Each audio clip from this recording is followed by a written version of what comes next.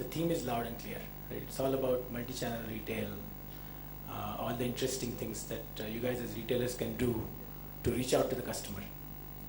Along with all these interesting channels that you can pursue comes the complexity of what happens behind the scenes, the engine that funnels into reaching the customer and actually providing the customer with what the customer wants at the right time.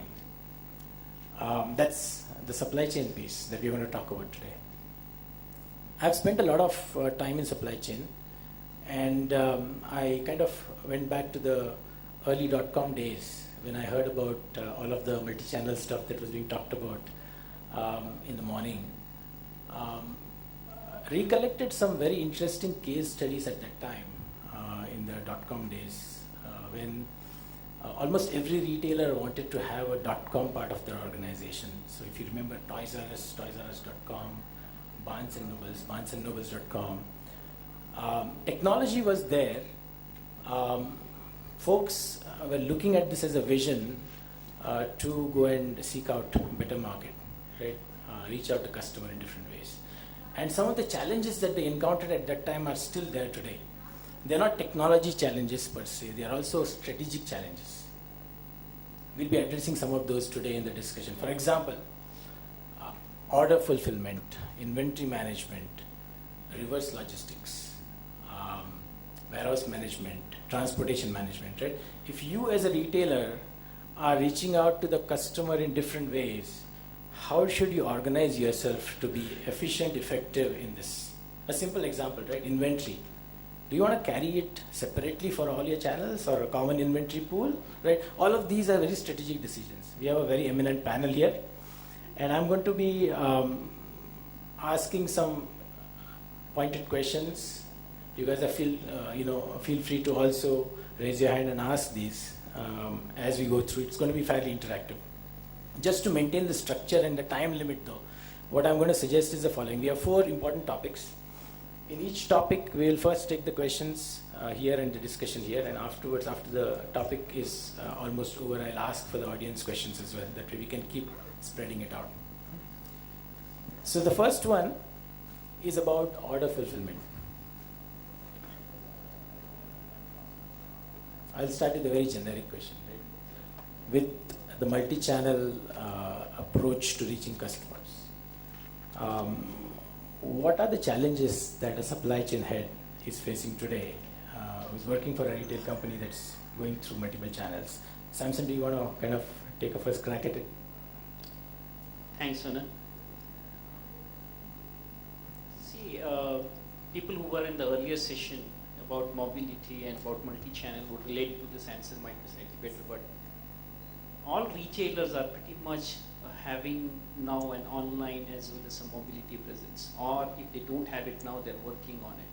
So if you think it, wearing a supply chain hat, there are multiple problems that you're thinking of. You're thinking in terms of what Anand said, in terms of the inventory.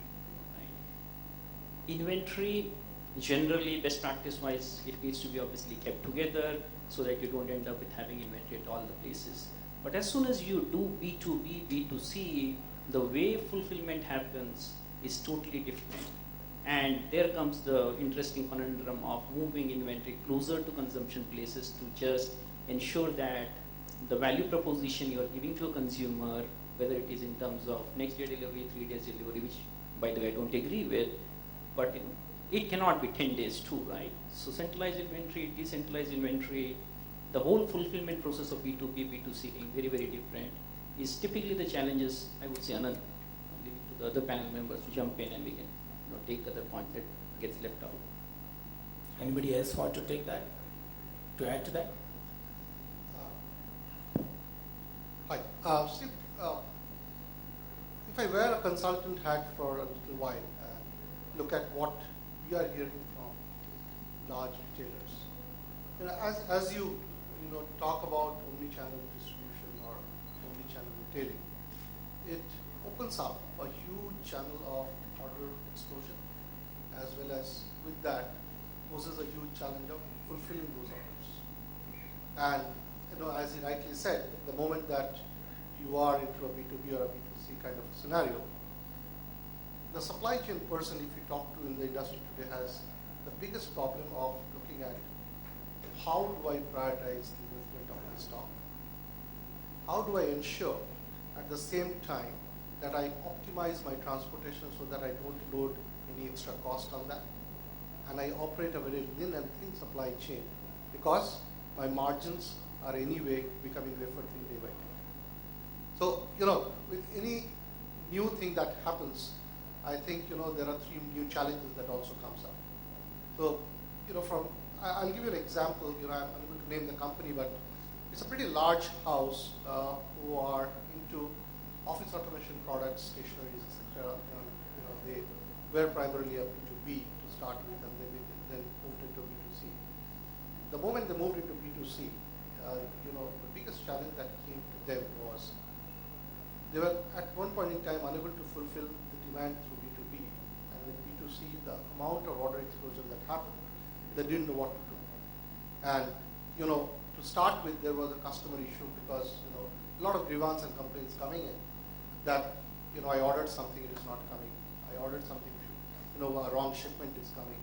So from a supply chain perspective, there are 3 drivers that a person needs to look into when they are getting into this. Number 1, how do I operate very lean so that there is no unnecessary overheads? Number 2, I must also ensure, as Shoaib said, that I have something which I am asked for, but at the same time, do not hold inventory unnecessarily beyond a point. And number 3, very interestingly, is that where is it ultimately going? Am I, able to carry back any insight to, kind of draw up a pattern next time when I'm planning for something in future? So, these are the trends that we are seeing when we talk to a retailer or retailers, who are trying to get into a multi-channel or a omni-channel kind of distribution. Good afternoon. I'm Kannan. I just want to build on what Somik and Samuel said. A little while ago, I heard Shoaib mentioning about the availability part. I think if you really look at the objective of whatever we are trying to achieve in a supply chain context, is enhancing the availability. I think this accelerating availability is really the objective. And I think the first thing that comes to mind in terms of, if you ask anyone in the back end of the supply chain, is really you will go the extreme back end and say that it has to start from the availability from the sourcing point of view. Typically that's the other extreme, which I'm sure all the retailers actually have in terms of challenge. Second thing is, as Shomik was mentioning in terms of the challenge, is really how to optimize and manage in such a way that the cost of not only providing service but also the aspects like return inventory, which is a big challenge in a retail kind of this one. I think globally, while the returns may not be a big issue, in India typically it's a big challenge for all the retailers. Especially I can reflect on my this one in terms of retail fashion. You always have a challenge in terms of how to optimize the onward servicing and also manage the overall inventory. So I think the inventory is really an integral part of the supply chain, but I think the cost which are happening right through the supply chain is something which is, I would say the number 1 priority while trying to provide, availability enhancers or customer delight with the supply chain. See, that's something which I think we need to consider. So I'm also going to echo the previous speakers, but at GT Nexus, we use the term supply chain orchestration. Because if you think about what a conductor does with his orchestra, right? He's got his woodwind, typically to the left, his brass section.